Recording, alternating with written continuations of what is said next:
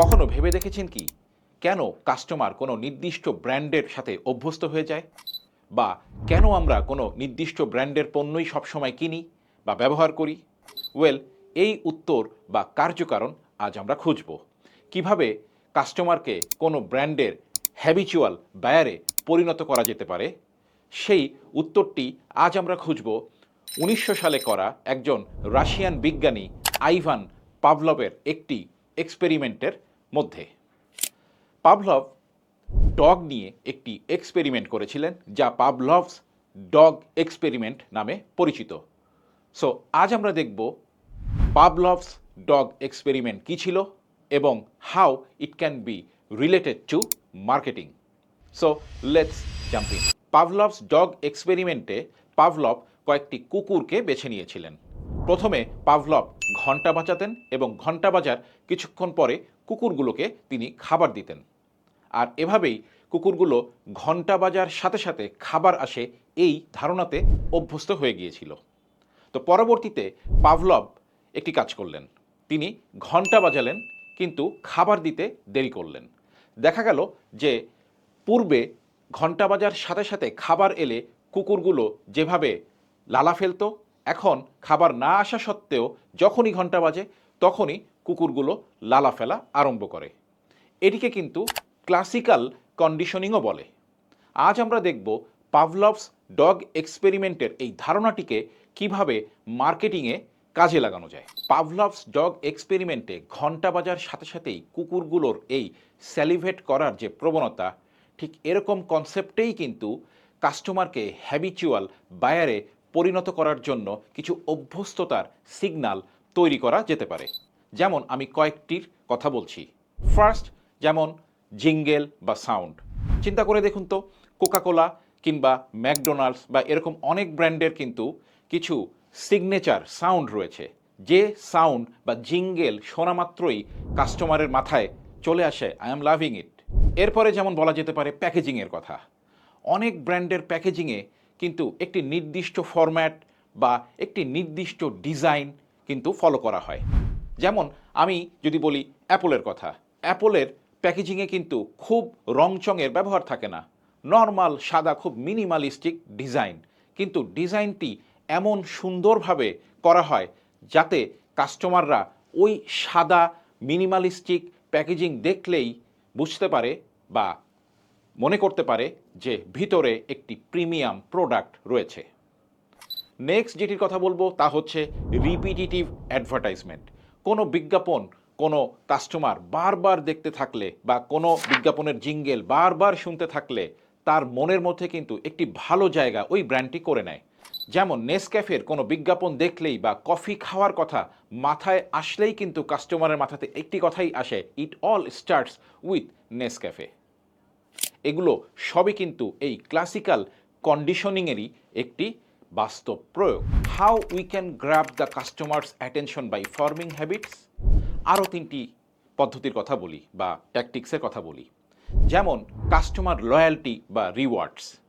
কোনো কাস্টমার কোনো ব্র্যান্ডের সাথে অনেক দিন অ্যাটাচ থাকার ফলে, অর্থাৎ লয়াল থাকার ফলে, ব্র্যান্ডগুলো কিন্তু কাস্টমারকে বিভিন্নভাবে রিওয়ার্ড দিয়ে থাকে, যাকে আমরা লয়্যালটি রিওয়ার্ড বলে থাকি। যেমন স্টারবাকস কিন্তু তাদের অ্যাপের মাধ্যমে কাস্টমারকে বিভিন্ন সময় রেগুলারলি সুবিধা দিয়ে থাকে। অর্থাৎ কোনো কাস্টমার স্টারবাকস থেকে যদি ডেইলি বা অ্যাজ আ লয়াল কাস্টমার সবসময় কফি কেনে, তাহলে তাদের অ্যাপের মাধ্যমে সে বিভিন্ন সময়ে রিওয়ার্ড পয়েন্টস বা অন্যান্য সুযোগ সুবিধা পেয়ে থাকে। আর আমি স্টারবাকসের কথাই বা বলি কেন, বাংলাদেশে এখন কিন্তু অনেক ব্র্যান্ড, বিশেষ করে রিটেল ব্র্যান্ডগুলো কিন্তু এই কাস্টমার লয়্যালটি প্রোগ্রামের অংশ হিসাবে তাদের অ্যাপে বা রেগুলার কেনাকাটা করলে এই পয়েন্ট দিয়ে থাকে, এবং একটি নির্দিষ্ট সময় পরে বা একটি নির্দিষ্ট পয়েন্ট জমা হবার পরে কাস্টমার কিন্তু সেই পয়েন্টটি রিডিমও করতে পারে। নেক্সট যেটার কথা বলবো তা হচ্ছে পার্সোনালাইজড এক্সপেরিয়েন্স। কোনো একটি ব্র্যান্ড পার্সোনালি আপনাকে কোনো সুবিধা বা বেনিফিট দিচ্ছে, ব্যাপারটি নিঃসন্দেহে চমৎকার, তাই না? একটা স্পেশাল ফিল হয়, খুবই স্বাভাবিক। যেমন ই কমার্স ব্র্যান্ডগুলো, আমি যদি অ্যামাজনের কথাই বলি, অ্যামাজনে আপনি সাধারণত যে প্রোডাক্ট বা যে জনরাল প্রোডাক্ট কেনেন বা সার্চ করেন, পরবর্তীতে আপনাকে অ্যামাজন কিন্তু ওই ধরনের প্রোডাক্টই সাজেস্ট করে। যেন সে আপনার মনের কথা বুঝতে পেরেছে। This is a good example of personalised experience. শুধু অ্যামাজনের কথাই বা বলি কেন, চিন্তা করে দেখুন লিঙ্কডইন বা ক্যানভার মতো জনপ্রিয় এই সার্ভিসগুলোও কিন্তু এখন পার্সোনালাইজড লেভেলে আপনাকে বেনিফিট দিচ্ছে। ফর এক্সাম্পল, আপনি লিঙ্কডইন বা ক্যানভাতে একটি সাবস্ক্রিপশন প্ল্যান নিলেন, প্রথম মাস ফ্রি, তারপর থেকে আপনার একটি সাবস্ক্রিপশন ফি কেটে নেবে। তো 1 মাস হবার আগেই আপনি ক্যান্সেল করে দিলেন আপনার প্ল্যানটি। দেখতে পাবেন তৎক্ষণাৎ ক্যানভা বা লিঙ্কডইন বা এই ধরনের প্ল্যাটফর্মগুলো আপনাকে একটি রিডিউসড রেটে পরবর্তী 3 মাসের জন্য কোনো প্যাকেজ অফার করবে, and you will surely feel special, right? Next যেটির কথা বলবো তা হচ্ছে কনসিস্টেন্সি।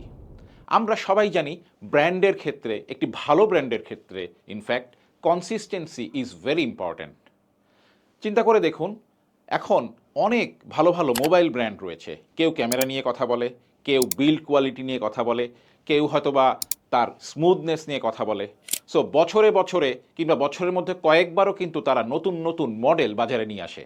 কিন্তু এই ফ্ল্যাগশিপ ব্র্যান্ডগুলো কিন্তু কখনোই তাদের ক্যামেরার থেকে কখনো ক্যামেরা নিয়ে কথা বলা, কখনো স্মুথনেস নিয়ে কথা বলা, এভাবে কথা বলে না। যে ক্যামেরাতে স্পেশাল সে ক্যামেরাতে আরও নতুন ফিচার যোগ করে, যে স্মুথনেসে স্পেশাল সে হয়তোবা আরও নতুন কোনো ফিচার যোগ করে। সো কোনো ব্র্যান্ডের সাথে যখন কোনো কাস্টমারের অভ্যস্ততা তৈরি হয়, কাস্টমার কিন্তু এই কনসিস্টেন্সি খোঁজে এবং এই কনসিস্টেন্সিরই আপগ্রেডেড ফর্ম খোঁজে।